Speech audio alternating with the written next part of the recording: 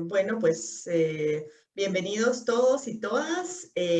Agradecemos su presencia y solicitamos nuevamente su autorización para realizar una grabación de este evento para que quienes no puedan conectarse en vivo puedan tener acceso al video que quedará a su disposición para poder ser visto de manera diferida.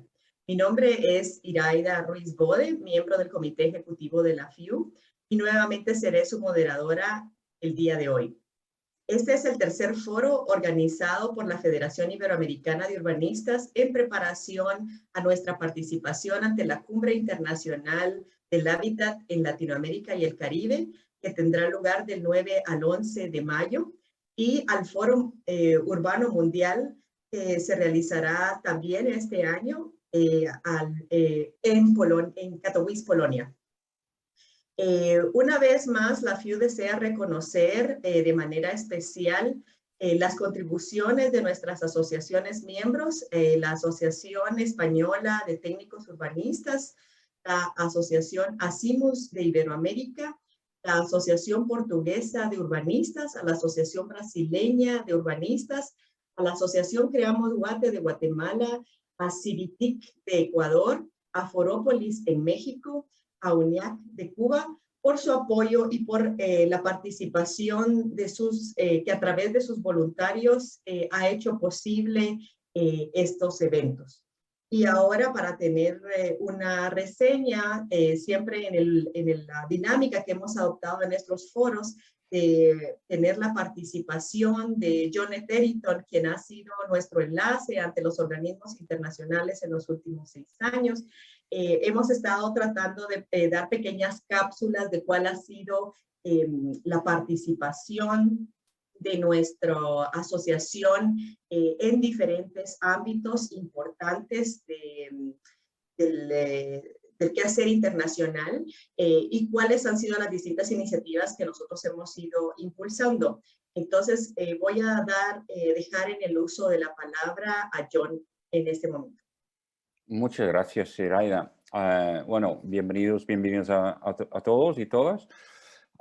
Bien, pues, Alejandro, Alejandro, ¿vas manejando el...? Está bien. Sí.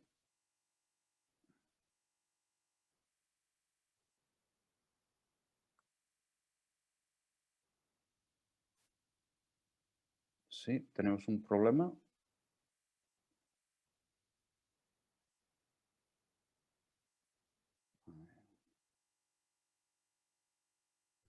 Te escuchamos bien, John, nosotros. Sí, no, estoy esperando al... Presentación. Eso, así es. Bien, pues, si quieres ir pasando, Alejandra, ¿sí? Bien, el siguiente. Bien, entonces Postcard City es un proyecto que inauguramos hace 3 o 4 años ahora. Entre nosotros, la FIU, el ECTP, o sea, el Consejo Europeo de Urbanistas, AETU y ASIMUS. Y a lo largo de los últimos años hemos tenido el apoyo económico de la Diputación de Barcelona y el Ayuntamiento. Sí, siguiente. Y empezamos construyendo sobre iniciativas que ya se había hecho dentro de FIU y por las organizaciones que acabo de mencionar. ASIMUS lleva muchos años ahora organizando encuentros de la movilidad sostenible. Nosotros en FIU hemos tenido convenios con la ONU Habitat en este campo. Hemos organizado o participado en los thematic meetings antes de Habitat 3 del espacio público. En el Habitat 3 en Quito organizamos un side event que tuvo mucho éxito. Y finalmente organizamos un Urban Thinkers Campus, que es un seminario de especialistas enfocado en plasmar un poco la nueva agenda urbana en este sentido respecto a la movilidad sostenible. Siguiente. Entonces, esto es el cartel y como les digo, bajo el paraguas de Dono Habitat, con el apoyo del Ayuntamiento de Barcelona, y que también reunimos, no sé, unos 100 personas, 100 expertos y expertas de, la verdad, no sé si llegamos a 5 continentes, pero casi. Aparte de aquí, el objetivo, quizás evidente, es promover la movilidad urbana sostenible. ¿Sí? Siguiente. Queremos hacer una transición desde las ciudades construidas, sobre todo en las últimas décadas, alrededor del coche y pasar, siguiente, a lo que llamamos una ciudad post-coche, o sea, post-car city. ¿Sí? Siguiente. Evidentemente, una transición así no es fácil. ¿Sí? Nos hemos habituado a organizarnos socialmente y espacialmente alrededor, en muchos casos, del coche. Y en este tiempo, claro, el car city, la ciudad del coche, ha echado raíces profundas y alrededor de estas raíces intereses muy poderosos. Fabricantes de coches, infraestructuras viarias, etcétera, etcétera. Hemos hablado mucho en este campo de, es como luchar en su día contra el lobby del tabaco, pero multiplicado por 100 o 10 o 100, porque los intereses realmente son muy poderosos. Dicho esto, refleja un poco también en la lucha contra el cambio climático, porque la batalla científica ya está ganada. Sí, o sea, hay una serie de afirmaciones que podemos hacer que son totalmente consensuadas ya. El humo del diésel provoca cáncer, las emisiones del transporte de combustión provocan cambio climático, el modelo de la ciudad basado en el coche es tremendamente ineficiente, costoso, etc. O sea, la batalla científica en el fondo está ganada. Y también tenemos muchos grupos en muchas ciudades del mundo que están luchando contra esta movilidad de coche a favor de movilidad sostenible. Entonces, nuestro objetivo un poco es plantear cómo hacer que las decisiones políticas alrededor de la movilidad sostenible reflejen mejor la ciencia para así potenciar el bien común. Entonces, nuestro planteamiento es cómo potenciar a los actores que trabajan a favor de la movilidad sostenible. Entonces, tenemos 3 pilares que hemos estado trabajando estos años. Facilitar o establecer una red de actores, actores afines a la movilidad sostenible, intercambio de información, ideas, opiniones, etcétera, posicionamientos. ¿Sí? Siguiente. Segundo, y aquí hemos hecho mucho énfasis, recursos documentales. O sea, hemos intentado reunir en la página web a través de una aplicación que se llama Evernote, unos recursos documentales donde la ciencia queda establecida.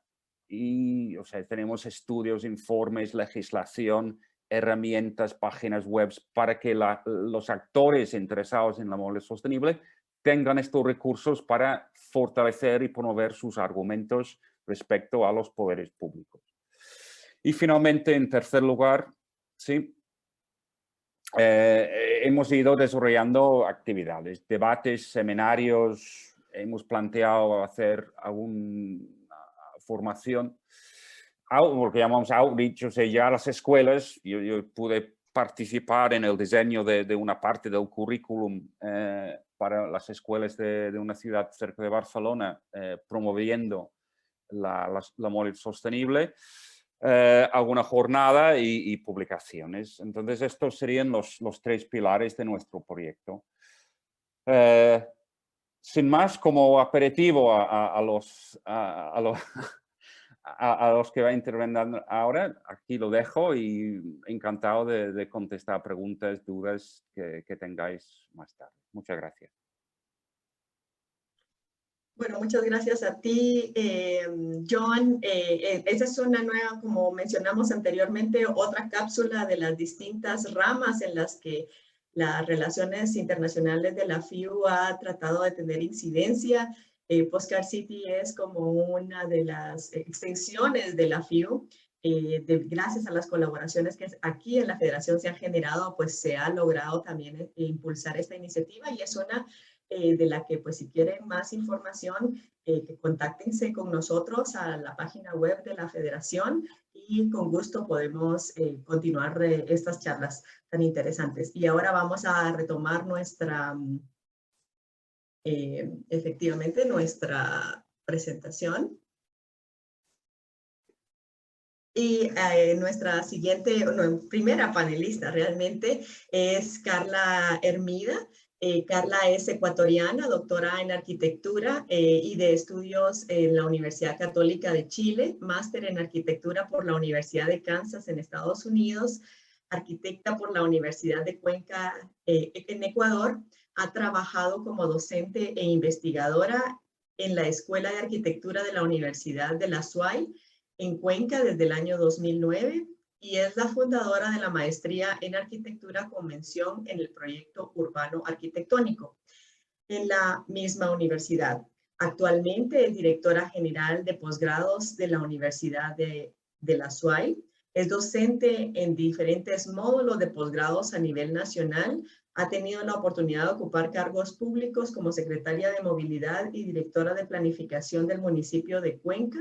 Sus proyectos de investigación y publicaciones, ponencias, se centran en la ciudad con énfasis en la movilidad y el transporte, y en los últimos años se ha incorporado el enfoque de género en sus trabajos. Es miembro activo de las redes nacionales e internacionales relacionadas con los temas urbanos de movilidad, como RIDAS, AYETU, Civitic, REMSI, MEM, entre otras, y Civitic, que es miembro de la Federación Iberoamericana de Urbanistas, pues ella es la vicepresidenta, y es para nosotros realmente un gran gusto tenerla como nuestra expositora, y ahora le cedemos el uso de la palabra. Carlita, por favor. Muchísimas gracias, Iraida. No sé si puedes dejar de compartir para yo compartir mi presentación. Ahorita mismo.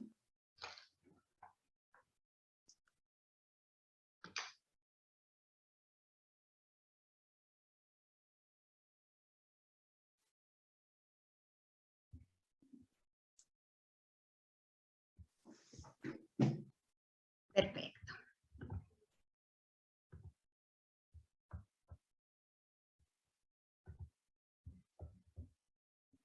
Bien, ¿me confirmas, Iraida, si estamos viendo bien? Te vemos y escuchamos bien, Carlita. Vamos. Perfecto. Bueno, muchísimas gracias a FIU por la invitación. Siempre es un gusto participar de estos foros, sobre todo hablando de temas que me encantan, como es la movilidad. Efectivamente, como vicepresidenta de Civitic, tenemos un lazo bastante fuerte con FIU, y esta oportunidad de poder compartir un poquito de mis reflexiones me ha parecido un momento muy, muy importante.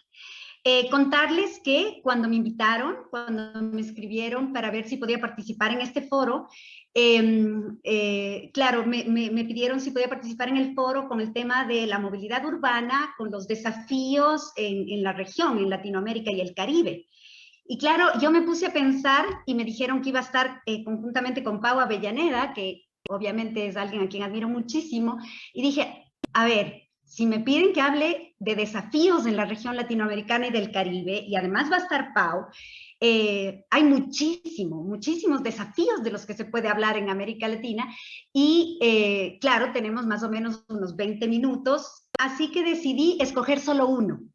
Decidí escoger un desafío para poder reflexionar un poquito más a profundidad a lo largo de estos 20 minutos, y yo escogí el de un tema relacionado con el género, porque dije, de seguro Pau no va por allá, para no repetir mi ponencia con Pau y que no repitamos los mismos temas, dije, voy a escoger el tema de género, que seguramente Pau no escogerá esa línea dentro de los múltiples desafíos que existen en América Latina. Y dentro del género he escogido uno en particular, que es la movilidad del cuidado, porque creo que es uno de los desafíos más fuertes vigentes en la región en los actuales momentos. Y prácticamente podría yo casi mostrar esta imagen y hablar 20 minutos sobre ella, porque esta imagen nos dice muchísimo, ¿no? Nos dice muchísimo. Esto es el desafío de la movilidad, del cuidado, del tema del enfoque de género que atraviesa la movilidad, ¿no? La mujer que tiene que trabajar, que tiene que cuidar de sus hijos y que no cuenta con las condiciones de movilidad que le permitan, condiciones de seguridad, no, peor aún de comodidad, ¿no? Esta imagen, que es gracias, por cortesía de mi amiga Gabriela El Juri, antropóloga, claro, nos dice muchísimo, y esto es un poquito de los que les vengo a hablar.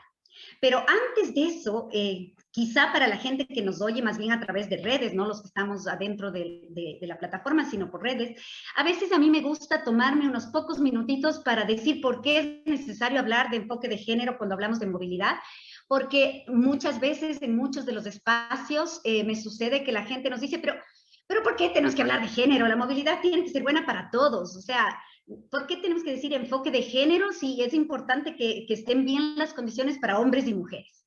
Pues no me voy a detener mucho, solamente voy a contarles así en breve pastillita por qué yo sostengo que todavía tenemos que hablar de enfoque de género en la movilidad.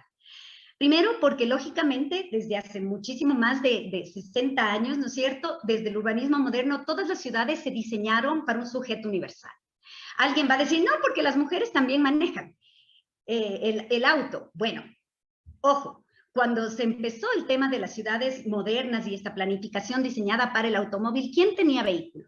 ¿Quién tenía vehículo? Tenía vehículo el hombre, que tenía mediana edad, no el adulto mayor, ni el niño, ni el adolescente, sino el de mediana edad, que tenía un trabajo remunerado que le permitía tener un auto, que era blanco o mestizo en el caso de Latinoamérica, y además con sus capacidades motrices en perfecto estado. Entonces, cuando hablamos de este tipo de ciudad, hablamos de este tipo de persona, ¿ya? Donde no estamos contempladas las mujeres. Pero bueno, alguien puede decir, bueno, sí, Carla, pero eso es en la época de Le Corbusier, años 30, 40, 50, ya relájate. Pues no, esta imagen que ustedes ven aquí a la derecha es en mi consejo cantonal de la ciudad de Cuenca, que hay concejales a quienes yo respeto muchísimo y el alcalde también, pero que sin embargo esa es la realidad de hace 3 meses, ¿no? Una sesión de consejo cantonal en donde se debatía el plan de movilidad para la ciudad de Cuenca. Como ustedes pueden ver, tenemos una mujer. Versus la de la izquierda, que no hay mucha diferencia, que es Le Corbusier planificando Bogotá. Entonces, con estas dos imágenes quiero decir, sí, todavía tenemos que hablar de enfoque de género cuando hablamos de movilidad, porque la ciudad no es neutra, la ciudad sí está condicionada por el género. Las mujeres tradicionalmente han estado condicionadas a su espacio privado, los hombres al espacio más público. Las mujeres históricamente han sido las encargadas de las tareas reproductivas, del bienestar del hogar, la limpieza, alimentación, cuidado, gestión, y por ende no reciben remuneración, mientras que los hombres históricamente han estado encargados de las tareas productivas por las cuales se recibe remuneración. Además, estadísticamente, y hoy ya no vengo a darles estos datos estadísticos porque pueden encontrarlos en cualquier paper que puedan buscar, pero estadísticamente las mujeres son más vulnerables a la violencia física, a la violencia verbal, a la violencia sexual, utilizan más el transporte público, sobre todo en la región latinoamericana, y lógicamente tienen menos acceso a tener un vehículo. Entonces, si partimos de que la ciudad no es neutra y está condicionada por un tema de género, surge con más fuerza una de las patitas que digo yo de este tema del enfoque de género, que es la movilidad del cuidado. ¿Qué quiere decir la movilidad del cuidado para las personas que nos están oyendo a través de Facebook, que quizá no han oído de este término? Pero la movilidad del cuidado quiere decir esa movilidad que realizan las mujeres, o bueno, unos poquísimos hombres también, relacionada con el cuidado de los hijos, relacionada con el cuidado de los adultos mayores, relacionada con el cuidado de las personas con discapacidad, relacionada con las compras de la casa, relacionadas con los trámites. Eso es la movilidad del cuidado. ¿Qué implican estos viajes que les comento, no? Son viajes más cortos, multipropósito, no son pendulares, son zigzaguantes, que implican una organización de rutinas, menos tiempo para el autocuidado, y lógicamente, si estas personas, las mujeres, están encargadas de los niños, del carro de compras, del coche de bebé, de la persona con discapacidad, del papá adulto mayor, estamos más afectadas por la mala calidad del espacio público. Además de condiciones ya particulares del embarazo o la lactancia que nos implican necesidades espaciales diferentes al momento de trasladarlos. Para estas reflexiones que las vamos a plantear el día de hoy, yo he recopilado algunos estudios de la región. No he traído aquí mis proyectos de investigación, sino varios proyectos de la región que nos permiten sobre todo reflexionar. Hoy yo vengo a dejarles más dudas que respuestas. Hoy yo vengo más bien a dejar que pensemos sobre este tema, porque creo que es un desafío de la región, y por eso cuando vi el título, dije, esto es uno de nuestros grandes desafíos, ¿no? Hay un estudio justamente de Buenos Aires, por ejemplo, en donde se encuentra que la movilidad de la mujer está condicionada por 3 tipos, digamos, de condicionantes. La una es el encierro, ¿no? Esa casi inmovilidad de la mujer debido a que tiene que encargarse de los hijos tan pequeños que no puede salir. Entonces pasa a ser una inmovilidad provocada por la movilidad del cuidado, es decir, porque tiene que cuidar a niños pequeños. Pero también hay la condición de la movilidad lineal del hombre, por eso la figurita del hombre, porque el hombre, digamos, tiene esta movilidad lineal de la casa al trabajo, del trabajo a la casa, de la casa al trabajo, ¿no es cierto? Y del trabajo a la casa nuevamente, pero siempre con la seguridad o con la tranquilidad o con la certeza de que hay alguien en la casa encargándose de las actividades del cuidado, ¿no? De cuidar a los hijos, de tener la comida, etcétera, ¿no? Y el otro tipo de movilidad que condiciona a la mujer es la movilidad en movimiento, que es este tema de tener que correr, de que no tienes, de ir a dejar al hijo en la escuela y después pasar comprando los medicamentos para el papá, y después ir a dejar los medicamentos para el papá, y después ir a pagar la luz, el agua y el teléfono, y después, etcétera, ¿no? Hacer todos los trámites de esto no lo dice Carla Hermida, son estudios que están ya probados. Hay un estudio muy interesante que lo realizó la CAF, se llama Ella se mueve segura, por si quieren incursionarlo, pero bueno, trabajó en 3 ciudades de Latinoamérica: Quito, Buenos Aires y Santiago, ¿no? Lo primero que surge aquí es una de las cosas que yo ya les decía, ¿no es cierto? Que fíjense la cantidad, el morado es el uso del transporte público por parte de las mujeres, que vemos que es bastante usado, ¿no? El transporte público es más usado por mujeres en nuestra región. No estamos hablando de nuestra región, no estoy hablando de Europa, en Estados Unidos, sino en nuestra región latinoamericana. Y esto no puede decir que, bueno, es algo muy sostenible, que se utilice el transporte público, y por supuesto yo, inclusive la parte final de esta charla, voy a enfatizar en eso, pero inevitablemente sí hay una condicionante de género, ¿ya? Una condicionante de género de esta movilidad del cuidado. Fíjense ustedes que en Santiago, tal como nos dice este estudio, la mayoría de viajes se hacen por motivos del cuidado reproductivos, de las mujeres, ¿no?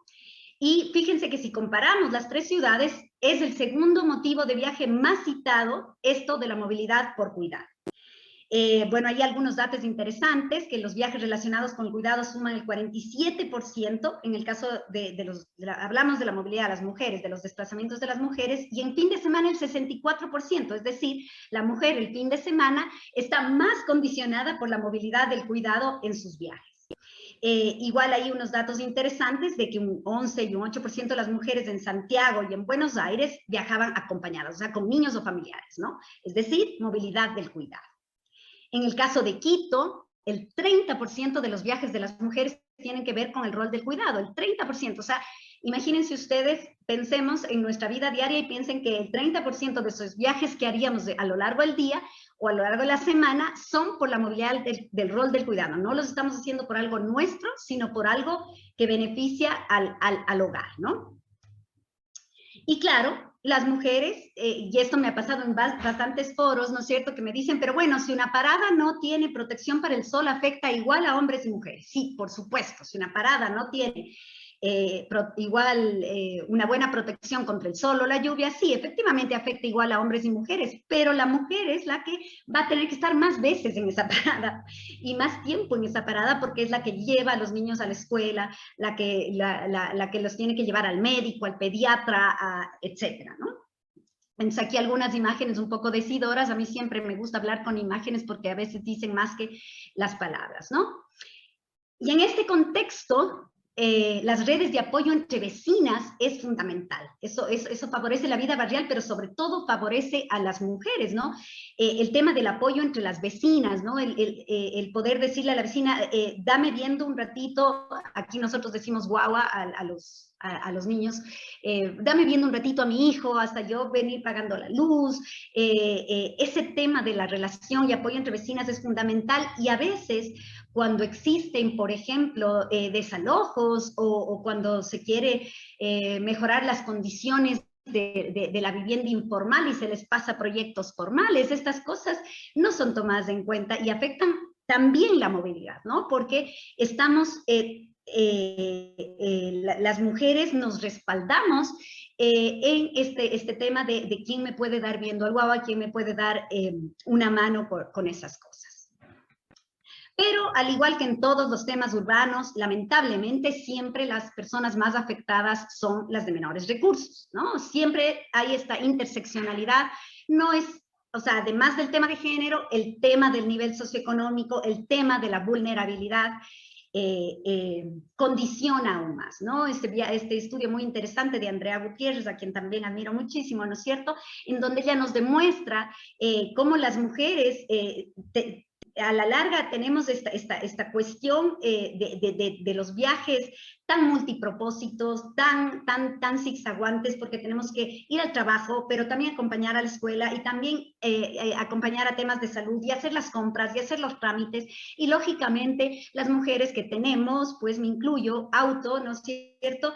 Quizá a veces nos vemos complicadas en el tráfico, pero a la larga no tenemos que hacer esta serie de conexiones entre el tren, el colectivo, la caminata y tardarnos mucho más en nuestros viajes. Bien. Y aquí quiero tomarme, porque estoy viendo que ya se me acaba, me quedan unos 3 minutitos y no quiero dejar de hablar de algo que es muy particular de los países en vías de desarrollo, que es el rol del cuidado remunerado. Si bien hay el rol del cuidado no remunerado, que es el que me he estado refiriendo en los minutos anteriores, también hay el rol del cuidado remunerado, es decir, el de las empleadas domésticas, ¿no es cierto? Fíjense ustedes que en la región de América Latina y el Caribe, entre 11 y 18 millones de personas se dedican al trabajo doméstico, pero de ese 11 y 18 millones, 93% son mujeres. ¿Ya? En la región, el trabajo doméstico supone entre casi 11 y casi 15% del empleo de las mujeres. Entonces, estamos hablando de un porcentaje muy alto de mujeres que se dedican al trabajo doméstico remunerado, ¿ya? Y ahí tenemos mucho por hacer en el tema de la movilidad, ¿no? En el caso de las ciudades grandes, sobre todo, por ejemplo, en estos estudios, hay 2 estudios maravillosos en Bogotá que se dedican a estudiar el tema de las empleadas domésticas y lógicamente las empleadas domésticas viven al sur, pero tienen que trabajar al norte, donde están las clases con mayor poder adquisitivo que pueden tener una empleada doméstica. Y claro, resulta que para que las empleadas domésticas puedan trasladarse, se toman entre 1 hora y media y 2 horas por viaje, es decir, que están invirtiendo entre 3 y 4 horas de su vida en los traslados, ¿no? En transporte público. Y además, no siempre en buenas condiciones del transporte público. Y ese estudio de Bogotá después fue corroborado nuevamente por Valentina Montoya, ¿no? Y vuelve a comprobar lo mismo, entre 90 minutos y 120 minutos por viaje, es decir, 3 a 4 horas de la vida de estas mujeres en el transporte público para poder tener un ingreso. Bien, entonces esto que les acabo de contar nos deja muchos desafíos, pero también oportunidades que tenemos que empezarlas a contemplar.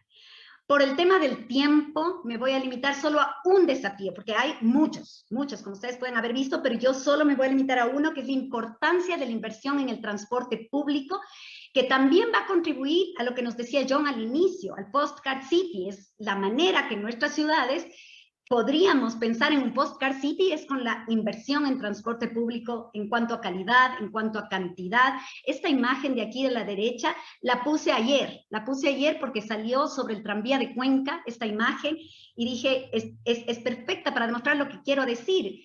Puso ayer como el tranvía de Cuenca, dentro de sus imágenes que coloca permanentemente, puso esta, y yo dije, esto es, o sea, ok, que las condiciones del transporte público permitan mejores condiciones para esta movilidad del cuidado, ¿no? Entonces, bueno, las inversiones en transporte público obviamente tienen un costo. Creo que se me está acabando el tiempo. Iraida, ¿me puedes confirmar solo para ver qué tan rápido voy?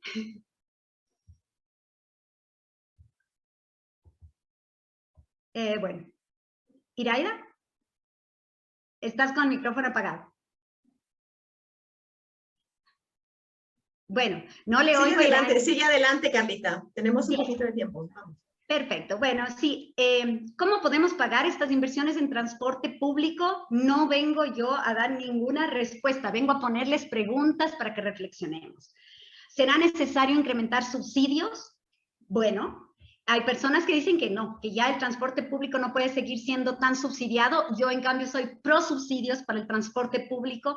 En Cuenca se ha hecho un gran debate sobre si debemos seguir, si debemos subsidiar tanto al tranvía o no. Yo digo que sí, que tenemos que subsidiarlo, al igual que nos han subsidiado durante décadas en vías, en puentes, en pasos a desnivel, a los que tienen transporte privado, ¿no? Entonces yo soy pro subsidio.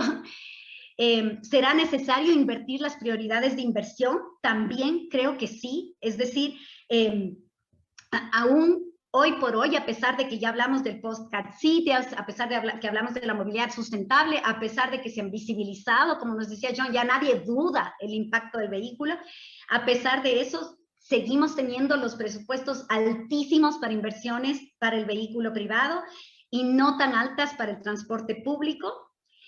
Y esta es una que estamos empezando a discutir en la región y que creo que tenemos que ir cada vez fortaleciendo. ¿Será necesario recuperar las plusvalías generadas por proyectos de transporte público? Sí, por supuesto, yo creo que sí, que hay que hacerlo, ¿no? Aquí solo he puesto un ejemplo de cuánto se valoriza el tema del efecto metro en Santiago, cuánto suben las propiedades inmobiliarias. Puesto esto como ejemplo, pero pasa en todo lado, ¿no? ¿Será necesario replantear la gobernanza del transporte público, municipalizar el transporte público? Creo que sí, es a largo plazo, pero también creo que sí.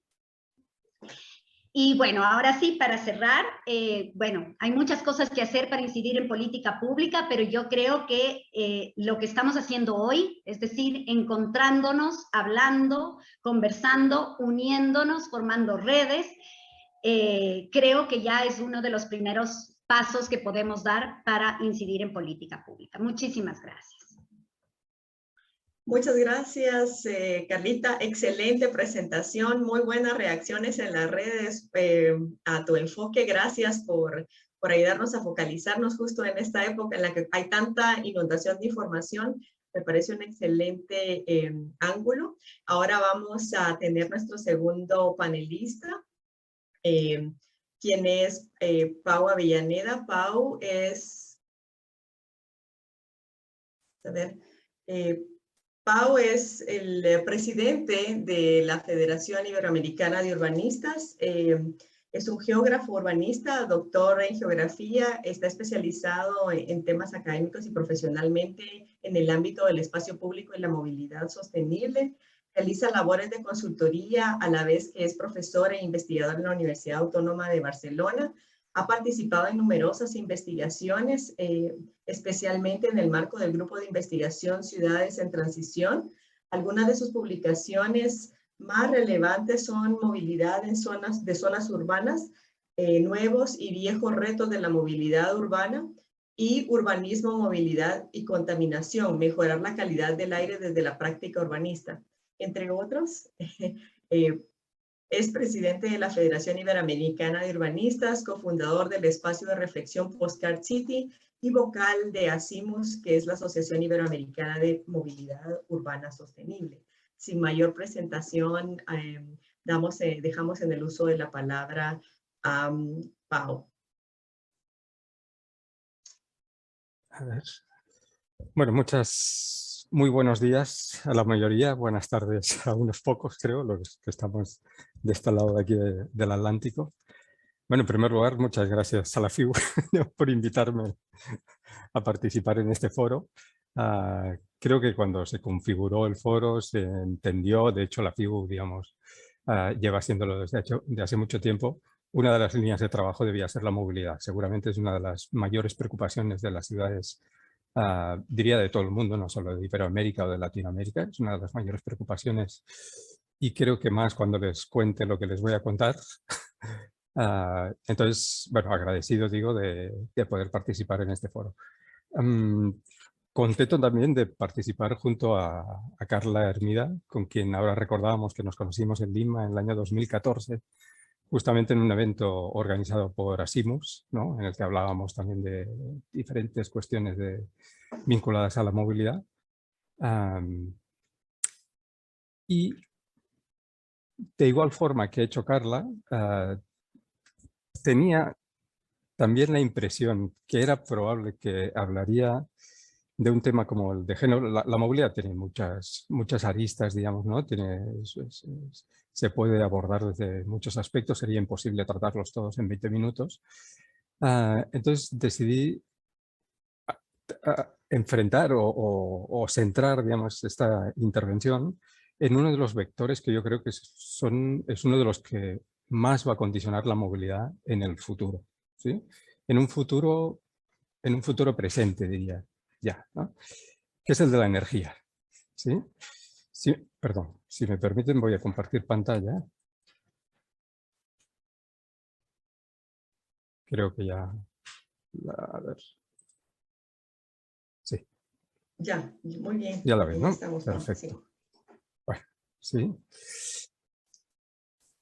He titulado esta pequeña presentación hacia un futuro incierto, con interrogantes y además con este elemento entre paréntesis, ¿no? Sabemos hacia dónde va la movilidad realmente.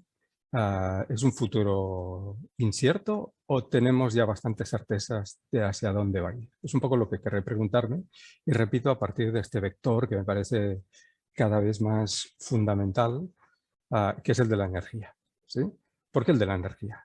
Bueno, porque la energía es la base de nuestra civilización, así de fácil y de simple, ¿vale? Los combustibles fósiles, ¿no? El carbón, el petróleo, el gas, etcétera, etcétera, son el gran pilar sobre el que se sustenta el modo de vida de la sociedad actual, de toda, ¿sí?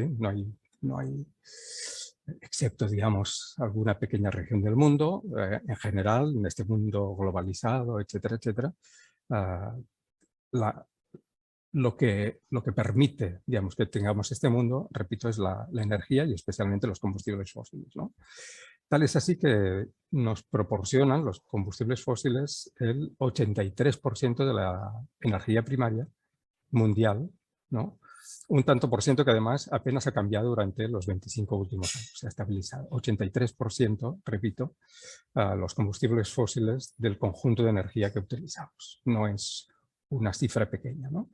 Y además, en términos absolutos, el consumo de energía fósil sabemos que no ha dejado de crecer durante los últimos 170 años, ¿no? Desde la revolución industrial no ha cesado de crecer el consumo de energía fósil, ¿vale? Y la pregunta es, si viene a tono, digamos, en esta presentación, ¿no? ¿Hasta qué punto el transporte y la movilidad dependen del petróleo o de los combustibles fósiles? ¿Podemos entender la movilidad sin esta fuente de energía? Bueno, pues podríamos decir que más del 95% de la energía que se utiliza en el transporte de personas y de mercancías proviene de combustibles fósiles, ¿no? De la gasolina, del diésel, del fuel para aviación, de gas natural, de gas propano, etcétera, etcétera. El 95%. Es decir, no podemos desvincular en absoluto la movilidad de la energía y especialmente de la energía fósil, ¿vale? Con lo cual, hablar de movilidad es hablar de energía. Y especialmente, y a esto me querré referir a partir de ahora, no solo a movilidad no es hablar de energía, sino que es hablar de energía disponible, ¿sí? digamos que gracias a la abundancia de petróleo barato, ¿no?, que ha caracterizado las últimas décadas, el sistema de transporte mundial se ha expandido de alguna forma hasta alcanzar, perdonen la expresión, el gigantismo actual, ¿no? Era impensable hace 100 años, 150, 200, ¿no?, que generáramos la cantidad de desplazamientos que generamos actualmente, ¿no? Este gigantismo, ¿no?, que puede referirse al transporte marítimo o a la aviación, se refiere también o puede referirse también a la movilidad cotidiana, que es lo que me interesará tratar a mí aquí hoy, ¿no? Estamos hablando que, por un lado, digamos, sin el transporte y sin la energía que facilita, digamos, ¿no?, este transporte, no estaríamos hablando de globalización en estos momentos, pero estamos hablando al mismo tiempo, en otra escala completamente distinta, no podríamos hablar de áreas metropolitanas, de ciudades, de grandes ciudades y de áreas metropolitanas, si no habláramos de movilidad, de transporte y de la energía necesaria para mover a todas las personas que se desplazan habitualmente. ¿De acuerdo? Pero hay más. Este petróleo, estos combustibles fósiles, no solo se utilizan para movilidad, para transporte, para desplazarnos, se utilizan para muchos otros usos, ¿no? Para transportar personas, pero para transporte de mercancías, para la agricultura en general y la agricultura industrial en particular, para la producción de fertilizantes, para la producción de acero, ¿no?, un elemento básico de nuestra sociedad, para nutrir nuestros sistemas de calefacción, por lo menos para los que vivimos en países donde hace un poquito de frío en invierno, ¿sí? En la producción de cemento, no hablaríamos de ciudad sin cemento, ¿no?, y para ello se necesita petróleo para producir el cemento, para producir la inmensa mayoría de plásticos, ¿no?, que usamos a diario a nivel doméstico, pero también a nivel industrial, a nivel de agroindustria, etcétera, etcétera. En la minería utilizamos petróleo, ¿no?, para la generación de energía eléctrica usamos petróleo, para la pesca, para el ocio, para la industria maderera, etcétera, etcétera, etcétera, ¿no? Incluso para la tan deseada transición energética necesitamos y necesitaríamos muchísimo petróleo. ¿De acuerdo?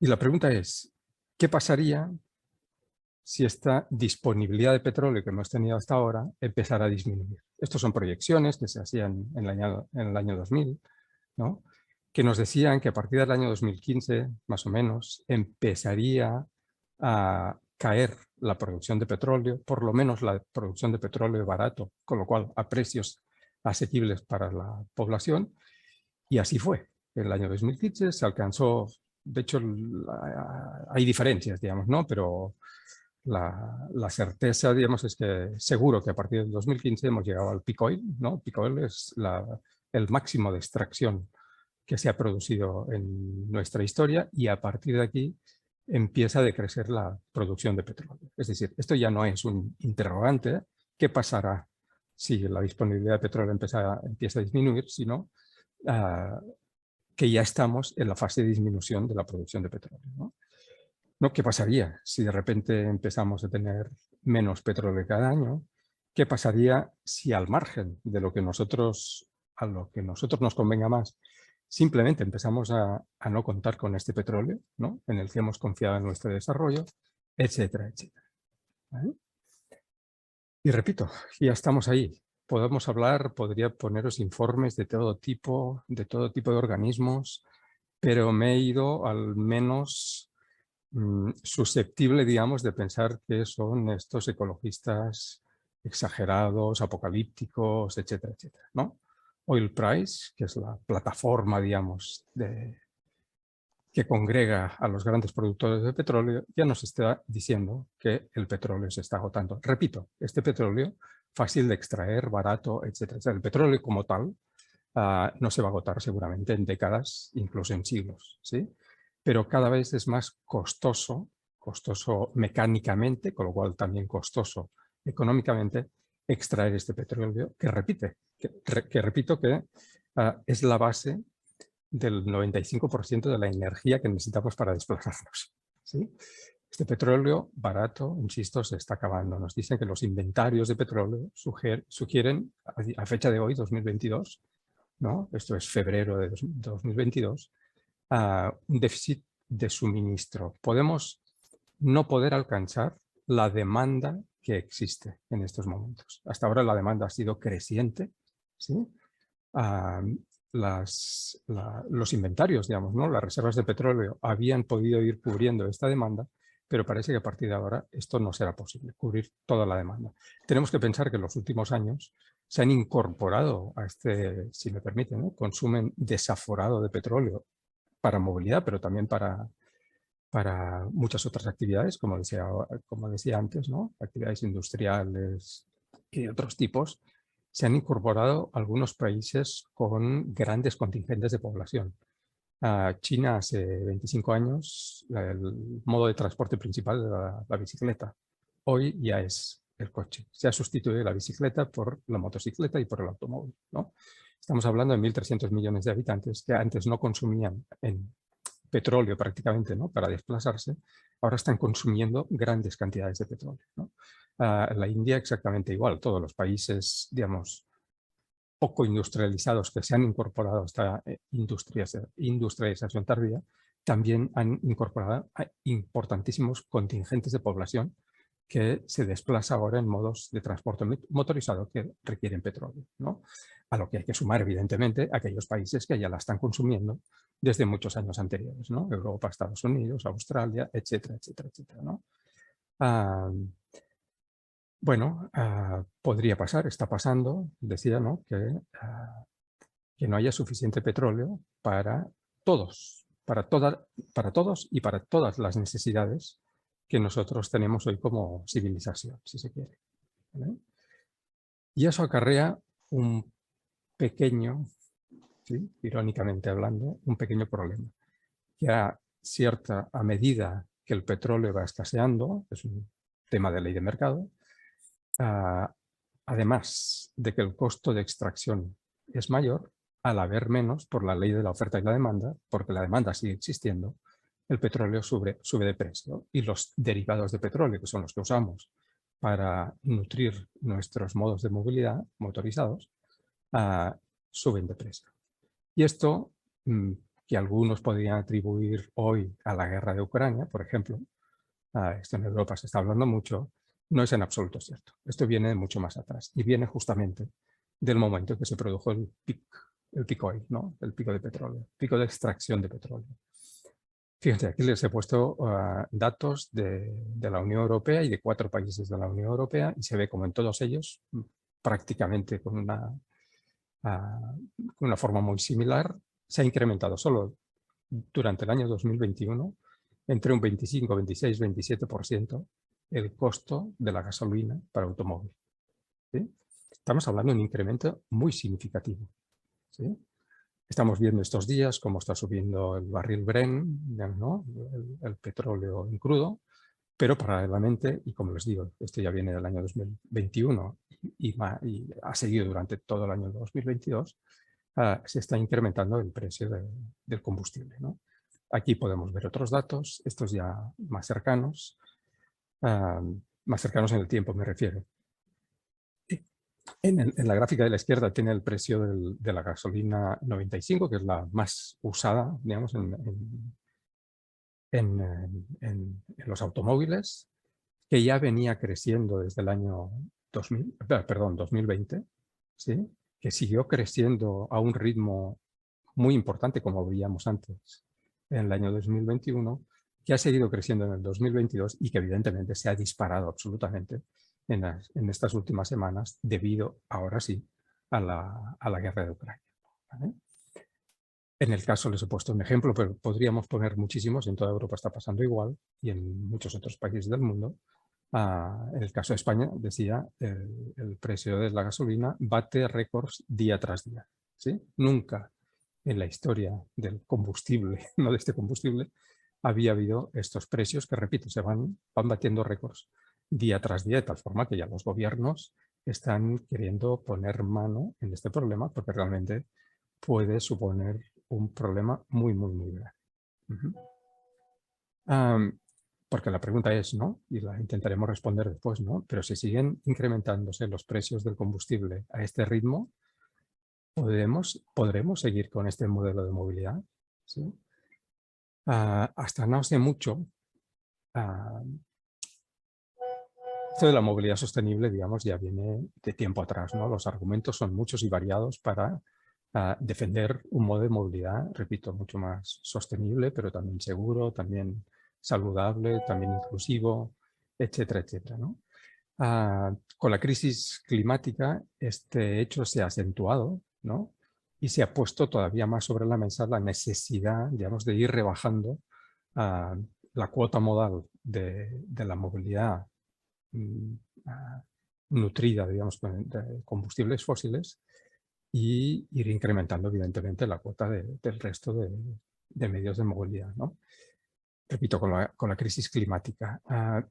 Pero tenía un inconveniente esta crisis climática, que es que al final éramos nosotros, los ciudadanos, los gobiernos, quien decidía si seguíamos utilizando estos medios de transporte o no los utilizábamos. ¿De acuerdo? Con esta crisis energética que tenemos sobre la mesa, lo que ocurre es que ya no seremos nosotros quien decidirá si queremos poner gasolina a nuestros autos o no, sino que será el precio de la gasolina el que decidirá si lo podemos poner, ¿no? Podemos poner. Evidentemente habrá unas capas de la población que la podrán seguir poniendo a unos precios cada vez más elevados, pero habrá muchas capas de la población que ya no podrán hacerlo, ¿no? Que no podrán destinar la cantidad o la porción de su salario necesaria para poder seguir moviéndose como se movían hasta ahora. Y no hablo solo de los que se movían o se mueven en automóvil, sino de todos los medios de transporte que funcionan con combustibles fósiles. Con lo cual estoy hablando también del transporte público, del transporte colectivo, ¿no? Sabemos que en América Latina la mayor parte de población efectivamente se mueve en transporte público, aunque en las últimas décadas quienes se mueven en transporte privado también han crecido muchísimo, ¿no? Y a partir de ahí, claro, la solución estaba dada, digamos, ¿no? Que era la transición energética. Bueno, pues cuando se acabe el petróleo, cuando se acabe la gasolina, vamos a movernos con electricidad. Sin tener presente que la electricidad no se crea por arte, perdón por la expresión, por arte de birle-birloque, no se crea espontáneamente, sino que es una fuente, perdón, es una energía que se crea a partir de básicamente de la quema de otras fuentes de energía. Curiosamente, petróleo, especialmente y gas, ¿sí? Producimos energía eléctrica a partir de la combustión básicamente de petróleo y de gas, ¿sí? También, especialmente en algunos países, a través de la combustión del uranio con la energía nuclear. Y sí que es verdad también que cada vez más, aunque con unas proporciones absolutamente ridículas, energías que llamamos sostenibles, ¿no? Que es la eólica, que es la solar, etcétera, etcétera, ¿vale? ¿Qué pasa? De todos modos, que nos están diciendo los expertos que de la misma forma que se están agotando las energías fósiles, el petróleo, el gas, el carbón, etcétera, etcétera, también se empiezan a agotar aquellos minerales que nos permitirían hacer la transición energética. ¿Por qué? Un aerogenerador, por ejemplo, requiere de grandes cantidades de acero. Un acero que hemos dicho que necesita una gran cantidad de energía proveniente del petróleo para poder realizarse. Pero es que estos aerogeneradores, además, hay que transportarlos desde el lugar de construcción. Primero que hay que sacarlos, ¿no? de la mina de fierro, digamos, ¿no? Y para eso se necesita petróleo. Después habrá que transportarlos hasta el lugar donde se instalen. Y para ello necesitaremos vehículos que solo funcionan con petróleo, etcétera, etcétera, ¿no? En el caso de las placas solares necesitamos varios elementos, ¿no? Que tenemos también en el subsuelo, que también empiezan a escasear, ¿no? Pero es que además necesitaremos baterías para almacenar estas energías, ¿no? Que funcionan con litio, con cobalto, con grafito, con indio, etcétera, etcétera. Necesitamos tierras raras, ¿no? Que solo se producen en pequeñas cantidades para poder tener activas estas nuevas fuentes de energía, estas fuentes sostenibles, digamos, ¿no? de energía, sobre todo eólica, repito, y solar. Con lo cual es difícilmente previsible, muy difícilmente previsible, que toda aquella movilidad que ahora realizamos en modos de transporte basados en los combustibles fósiles los podamos transferir, digamos, a modos de movilidad eléctrica. Esto, y perdonen la expresión, del vehículo eléctrico tiene los días contados. Es decir, sí que algunos ciudadanos podrán disponer de un vehículo eléctrico, sí, pero la mayor parte de ellos no. Y podremos entrar después en el debate del vehículo eléctrico, ¿no? Con lo cual, repito, esta transición de combustibles fósiles a energías limpias es no muy difícil. Los expertos nos dicen que es absolutamente imposible, ¿sí?, que se produzca, ¿no? Que todos los desplazamientos que ahora se hacen en combustibles fósiles se puedan hacer con este otro tipo de energía, ¿vale? Y esto nos lo dice, por ejemplo, el Banco of America. No estamos hablando que nos dice Greenpeace, que también son creíbles, digamos, ¿no? Pero alguien podría pensar que no. Pues no, el Banco of America nos está diciendo que hay algunos recursos que efectivamente se están agotando. Y hay que tenerlo muy, muy, muy presente. ¿Y cómo nos movemos? Sí, porque ahí está la pregunta, ¿no? Porque si nos moviéramos todos a pie, esta introducción, digamos, que he hecho no tendría ningún sentido, ¿no? Pero ¿cómo nos movemos? Pues aquí, aunque se ve muy mal, tenemos un documento de la CAF que nos dice las distintas ciudades de América Latina, en este caso, cómo se mueven, ¿no? A la izquierda tenemos el volumen de viajes diarios, ¿no? En el caso de, permítanme, de Ciudad de México, sería la primera, ¿no? 50 millones de ciudades diarios, Sao Paulo 35 millones de viajes diarios, Buenos Aires 26 millones de viajes diarios, ¿sí? Y la mayoría se realizan o bien en auto particular o bien en transporte público. Aunque hay un cierto volumen de viajes a pie, las dimensiones de estas metrópolis hacen que necesitemos medios de transporte motorizados que funcionan básicamente con combustibles fósiles. Repito, transporte público o transporte privado, ¿sí? Aquí tendríamos el caso de Montevideo, un zoom, por ejemplo, ¿no? Vemos que 2/3 partes de los viajes se hacen con este tipo de vehículos, ¿no? Y esto se repetiría más o menos en todas las ciudades de América Latina, ¿sí? Aquí podemos ver el caso de algunas ciudades europeas, donde, por ejemplo, el caso de Roma, ¿no? El 60% de viajes se hacen en medios de transporte privados. En el caso de Barcelona, solo el 40%, otros casos, ¿no? Pero también, fíjense, si sumamos el transporte público, tenemos 60 más 20, 80% en modos de transporte privado, que usan combustibles fósiles. En el caso de Barcelona nos estamos yendo casi al 60%, en el caso de Londres al 70%, etcétera, etcétera, ¿no? Y si nos vamos a América Latina, nos encontramos situaciones muy parecidas, ¿de acuerdo? En azul y en verde, en azul transporte individual, en verde el transporte colectivo, en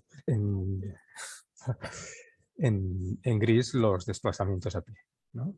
Fíjense que la mayor parte, veíamos antes, depende de las ciudades, pero 2/3 partes mínimamente, como mínimo, se desplazan en modos de transporte motorizados.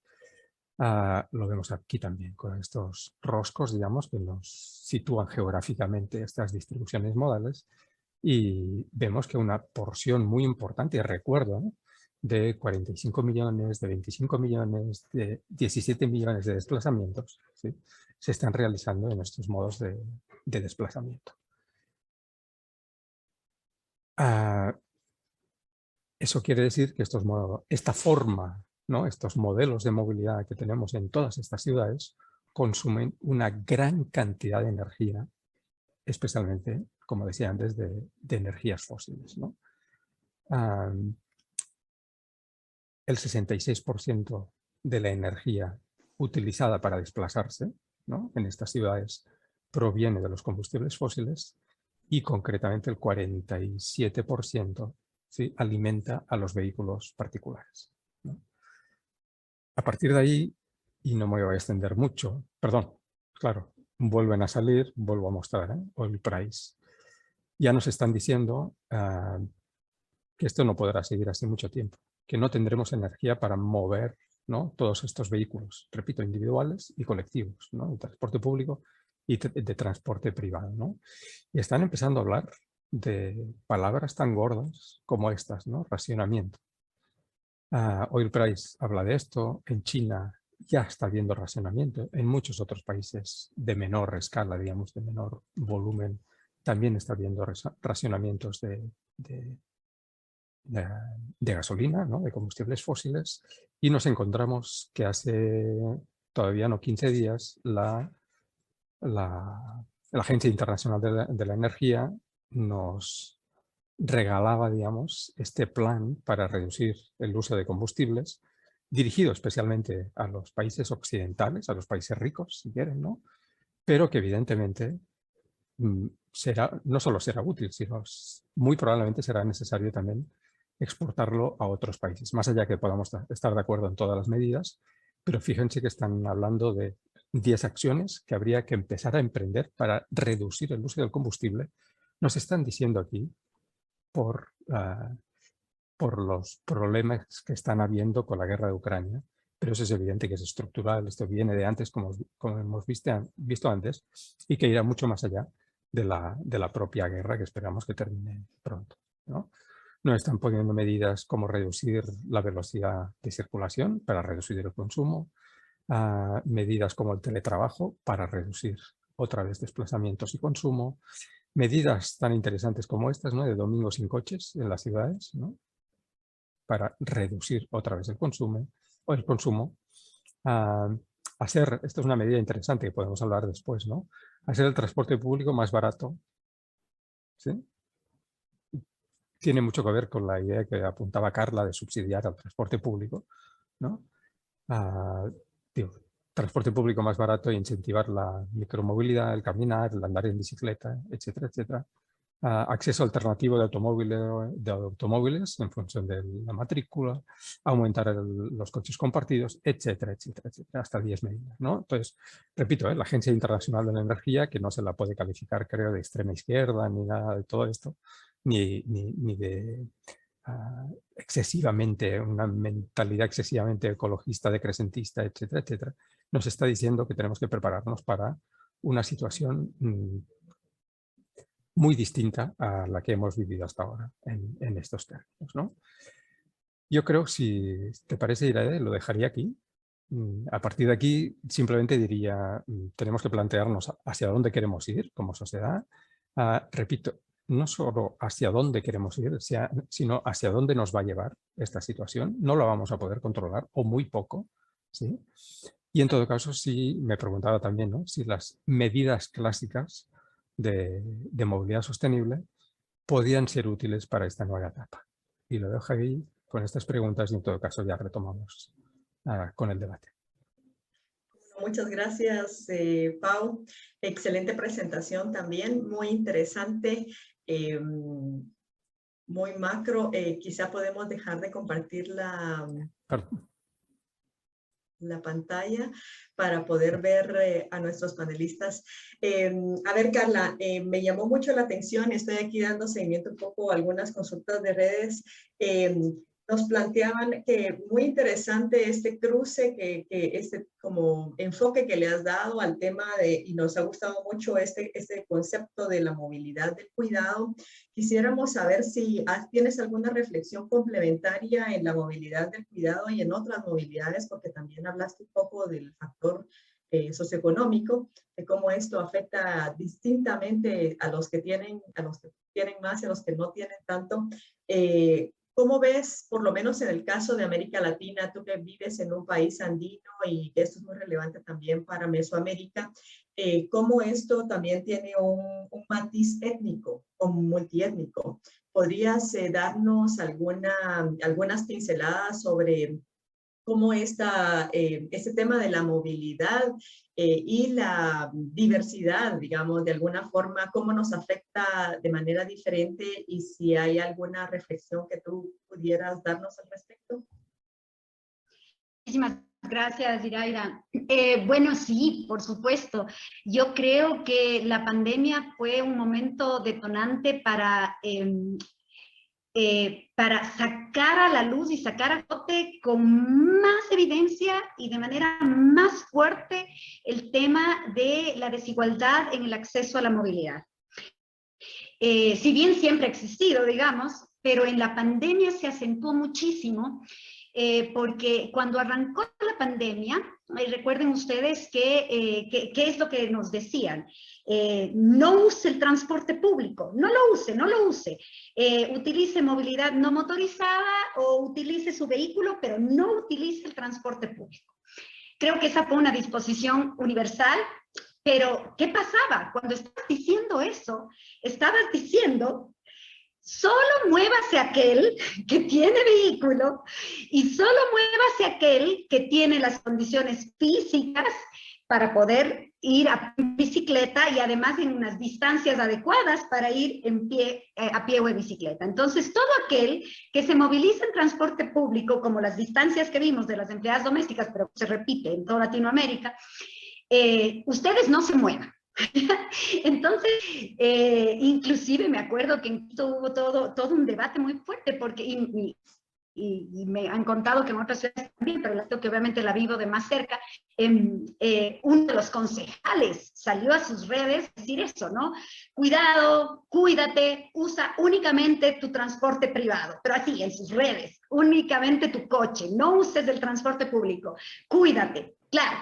Con toda la inocencia del mundo de decir cuídate del COVID, pero a la larga estaba diciendo, por favor, solo los que tienen plata para un vehículo pueden movilizarse. Entonces, claro, pandemia hubo, recientemente escribimos justamente en una compilación de Fernando Carrió, y yo le llamé a este capítulo del libro, puse héroes y villanos, porque pasaron a ser los héroes la movilidad motorizada, pero pasó a ser el villano el transporte público con la pandemia, y eso lo único que hizo, y al igual que en el tema de la vivienda y en un montón de otros temas, pero en la movilidad, lo único que hizo es acrecentar las desigualdades de quién tiene derecho a moverse, inclusive en pandemia, y quién no tiene derecho a moverse. Por ahí voy a dejar, porque obviamente me puedo extender 2 horas en este tema, pero creo que por ahí va la esencia. Sí, vamos a continuar, pero vamos también a retomar el tema con Pau. Pau, en cuanto a tu enfoque del tema energético, ¿tú crees, porque obviamente cómo, digamos, el diseño de las ciudades puede contribuir al ahorro de la energía disponible, ¿verdad? Un poco es parte de estas reflexiones que forman parte de la discusión del qué hacer del urbanista.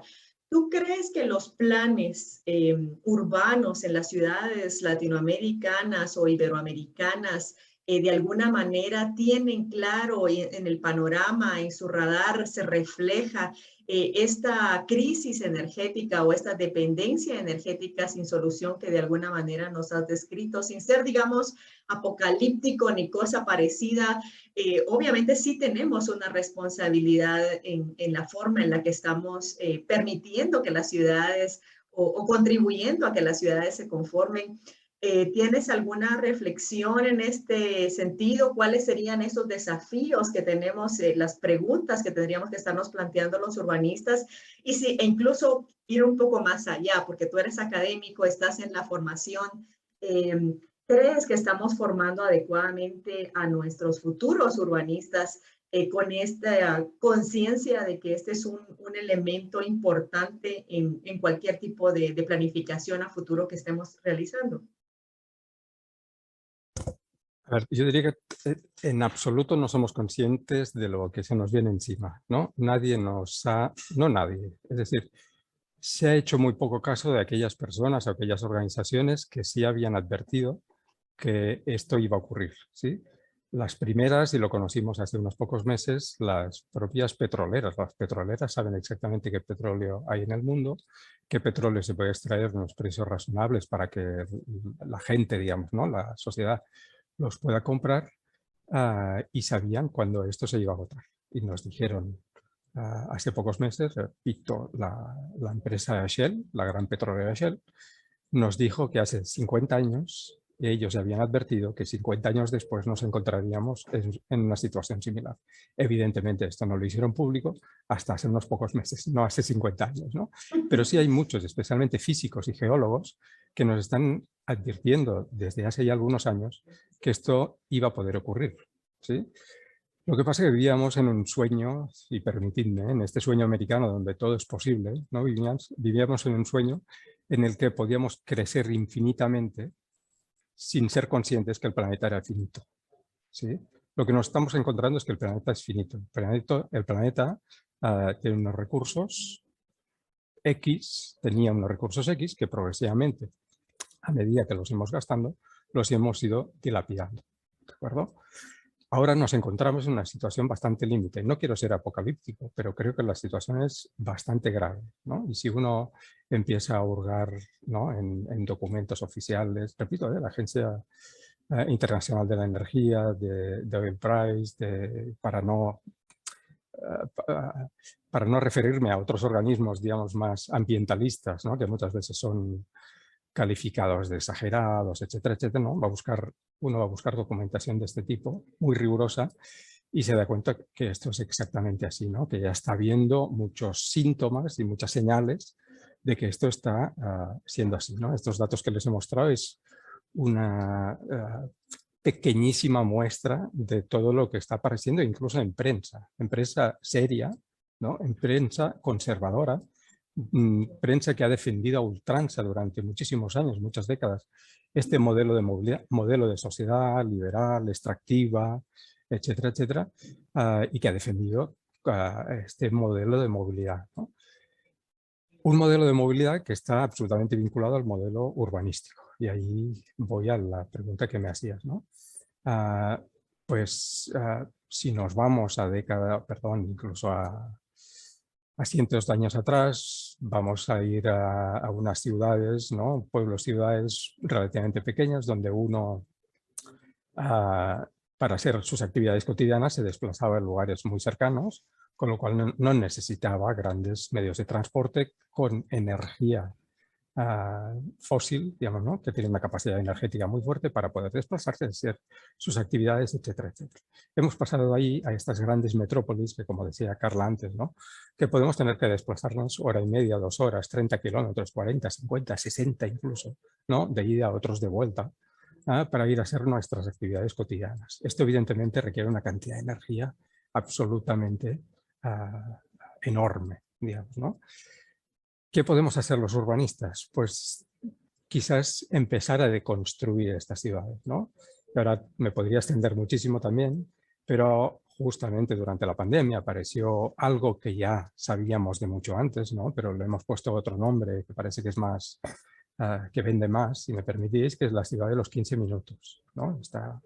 Esto que París puso sobre la mesa, pero que es la ciudad de los barrios, de la que se ha hablado durante décadas, etcétera, etcétera, ¿no? Es una ciudad donde uno puede satisfacer la mayor parte de sus actividades cotidianas en un entorno relativamente cercano, ¿no? Pueden ser 15 minutos, pueden ser 30. Hay quien dice la ciudad de los 45 minutos si es que vas en transporte público. Bueno, es igual. Lo importante es la idea, ¿no? Hemos hecho unas ciudades absolutamente segregadas. Carla también hablaba de Le Corbusier, ¿no? Estas ciudades segregadas funcionalmente, donde por un lado había la residencia, por otro lado la industria, los lugares de trabajo, las dependencias administrativas, etcétera, etcétera. Eso requería de grandes desplazamientos. Pues igual tenemos que regresar o repensar la ciudad para que, ¿no?, se reconvierta en esta ciudad de los 15 minutos, ¿no? Es esta ciudad policéntrica de la que hemos hablado tantísimas veces, otra vez, ¿no? Con lo cual, no tenemos que inventar nada, tenemos que llevar a cabo estas ideas, estos proyectos. Bueno, esto no es fácil, esto no es rápido.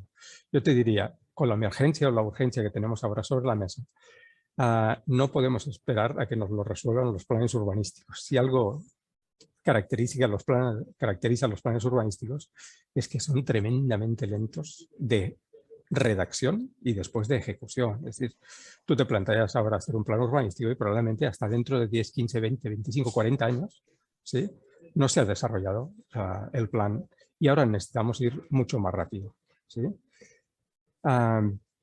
Y con lo cual tendremos que ver cómo hacemos esto, ¿vale? Y por otro lado me decías, ¿y estos nuestros estudiantes, los futuros técnicos,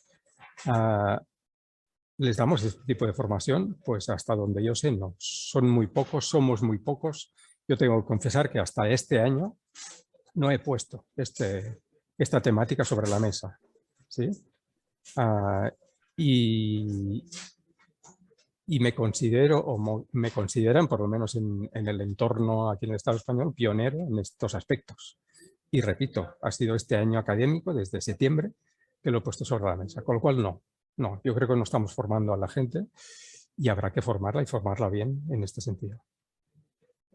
Bueno, muchas gracias, Pau. Pues, tal vez solo unas últimas palabras de cierre. Escuché algunas respuestas interesantes sobre, para nuestra región en particular, que es una de las regiones que ha tendido a la concentración, ¿verdad? A un desarrollo territorial de grandes metrópolis. Hablabas un poco de la deconstrucción de la ciudad, se habla mucho ahora de la escala humana, de esos 5 minutos a pie, de la revalorización de los barrios, pero también hay en la región, pues donde yo vivo, en Centroamérica y en el Caribe, aún somos, y el sur de México también, y unas partes andinas somos bastante rurales aún, y tenemos nuestras ciudades intermedias. Yo veo ahí pues una gran oportunidad. También justamente en el foro anterior hablábamos de la cosmovisión de las culturas originarias en Latinoamérica y cómo ellos han ido construyendo también sus ciudades y cómo estas tal vez tendríamos que dar una vuelta a revalorizarlas, a analizarlas, a ver qué cosas nos pueden enseñar. Nosotros efectivamente en nuestras ciudades más mayenses, digamos, tenemos una predominancia de la actividad peatonal aún, ¿verdad? Entonces, ¿cómo podemos ayudar a que esto no se pierda, sino que más bien sea cada vez más seguro? Ahí sí las calles son muy angostas. Por mucho tiempo los que nos manejábamos en vehículos nos quejamos la veíamos como una subcultura, como un subdiseño, como un diseño que no llenaba los estándares de que los académicos o lo que enseñábamos en las universidades se debía hacer. Así que yo creo que esto nos cuestiona.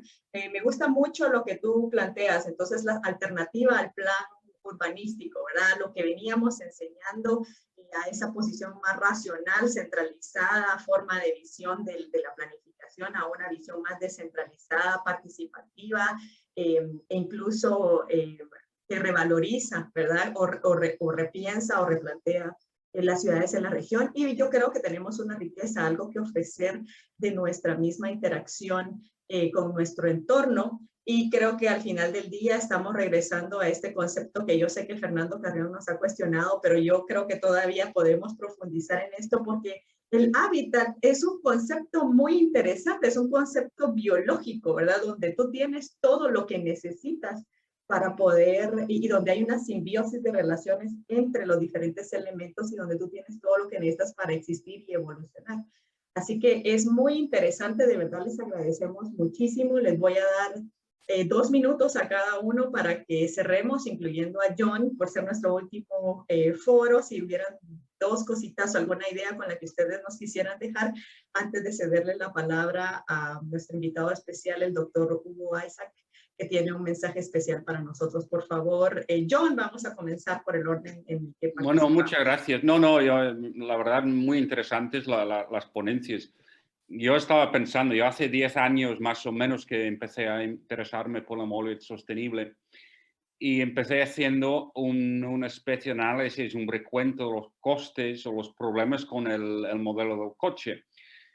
Y en aquel momento, claramente, yo creo que era la contaminación atmosférica. Y si hubiera empezado hace 10 años antes, o sea, hace 20 años, habría sido los accidentes.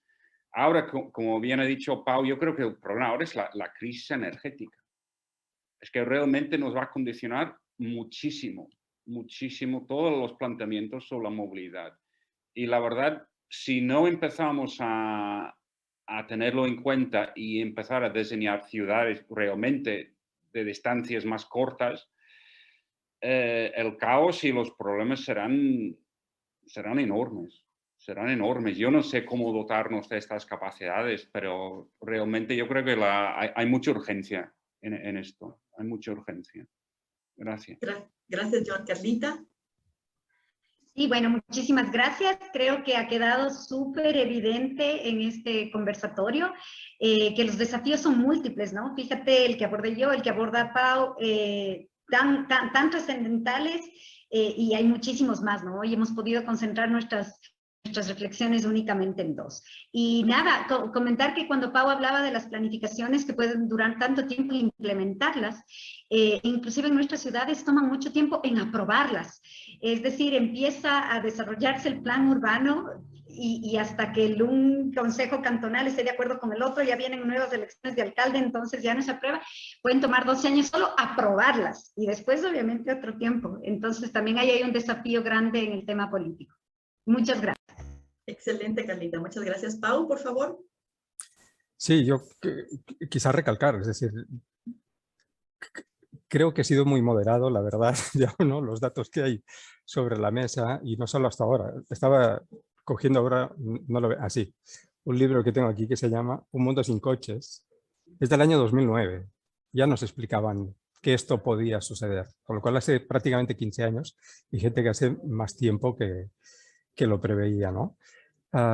Yo creo que aquí se abren muchos, es muy interesante, ¿no? Toda la perspectiva, los ejercicios de perspectiva que se pueden hacer a partir de aquí, pero se abren dos grandes escenarios, ¿no? Uno que es seguir como si no pasara nada, ¿sí? Hasta caer al abismo, porque la situación es esta, digamos, si seguimos consumiendo combustibles fósiles al ritmo que lo estamos consumiendo ahora, se acabarán muy rápidamente, en pocos años, antes de terminar la década, probablemente no dispondremos prácticamente de petróleo más que para algunos servicios esenciales, ¿sí? Y la otra opción es hacer una desescalada controlada, de alguna forma, ¿no?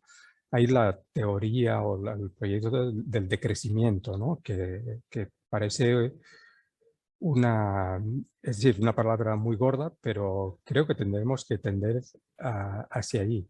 No se trata de decrecer en calidad de vida, ¿no? En lo que hacemos habitualmente, etcétera, etcétera, sino de decrecer en el consumo energético. Lo que se trataría es de ver cómo, decreciendo energéticamente, podemos seguir haciendo cuantas más cosas mejor de las que hacemos ahora, ¿no? Y habrá algunas que no podremos hacer. Estos viajes intercontinentales que hacemos habitualmente o que se hacen muchas veces, ¿no? Este concepto de globalización, esto de producir en China y enviarlo a ensamblar a México para que después se venda en Europa, por ejemplo, ¿no? Este mundo globalizado, tal y como lo entendemos, seguramente, no diré va a desaparecer, pero tendremos que hacerlo decrecer. Tenemos que tender más a la producción local, a revertir aquellas deslocalizaciones que se habían producido, ¿no?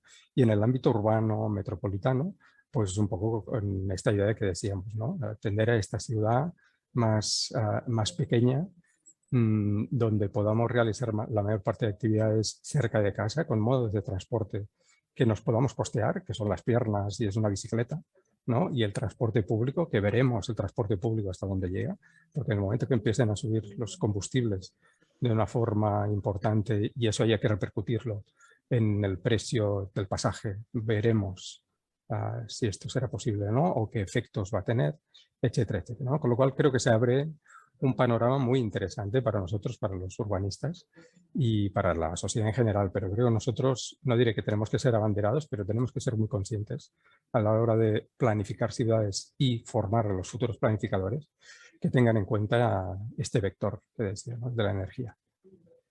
Excelente, pues muchas gracias, Pau, muchas gracias a nuestros panelistas el día de hoy y ahora voy a dejar en el uso de la palabra al señor Hugo Isaac Cepeda, quien es el coordinador general urbano de la Cancillería de la República Mexicana, y él va a dirigir un mensaje a todos nosotros en representación del equipo coordinador general de la Cumbre Internacional del Hábitat de América Latina y el Caribe. Por favor, doctor Isaac. Muchísimas gracias, Iraida. Muy buenos días a todos. Saludo a distancia y les mando un fuerte abrazo a Carla, a Pau, a John.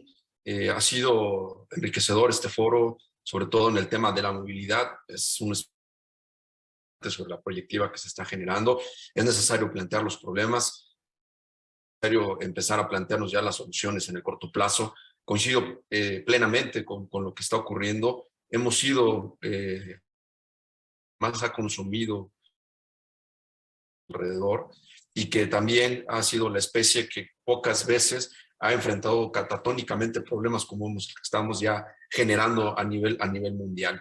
Nosotros desde acá, desde la Cancillería, que es la parte de la Coordinación General Internacional Urbana que yo represento, a nombre del canciller Marcelo Ebrard, a nombre de la presidenta de la Asamblea General de ONU Hábitat y subsecretaria para Asuntos Multilaterales y Derechos Humanos, la maestra Marta Delgado, y nuestro director general de vinculación con las organizaciones de la sociedad civil, el maestro Rodolfo Osorio de Carrera, y su servidor, nos hemos dado a la tarea de encontrar sobre todas estas problemáticas en el tema de movilidad, en el tema de salud, en el tema de calidad del aire, en el calidad del ambiente, en el tema del empleo, en el tema de la seguridad, un modelo que diseñamos, que justamente tomando las palabras que decía Pau, estamos en un mundo de la globalización y hemos estado determinados para empezar a sufrir un periodo muy crítico. Y creo que la vertiente del cambio o el planteamiento que estamos generando nosotros como México para el cambio es la interconexión de las ciudades.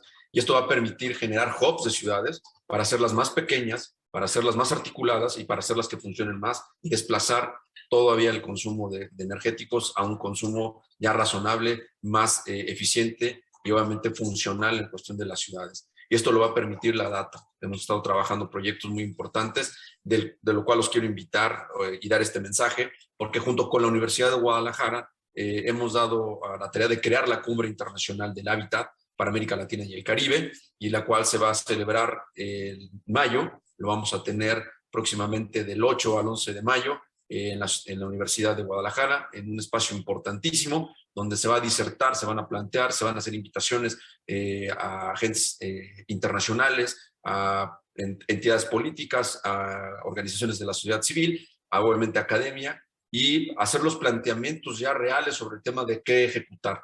Ya no hacer planes en el sentido de irnos a 10, 15, 20, 50 años, como coincidimos todos aquí. Es ejecutar sobre un plan de acción que pueda revertir todas las situaciones y que obviamente podamos crear ecosistemas que realmente sean prósperos y no ecosistemas que empiecen o que están tomando ya su madurez y que nos puede llevar a una pérdida muy grande de la especie. Ya no estoy hablando de temas de plantas, sino vidas que hemos estado ya presenciando y que, bueno, pues eso nos va a llevar a una crisis. Entonces, por lo tanto, quiero invitarlos nuevamente y hacerles la mención, y sobre todo al público que nos escucha a distancia, este 8 al 11 de mayo en la ciudad de Guadalajara, en la Universidad de Guadalajara, va a haber esta Cumbre Internacional del Hábitat para América Latina y el Caribe, que la está creando la universidad en conjunto con nosotros como gobierno de la Secretaría de Relaciones Exteriores, también va de la mano la SEDATU y sobre todo, como les decía, entes de talla internacional, invitarlos a ustedes especialistas en el tema urbano.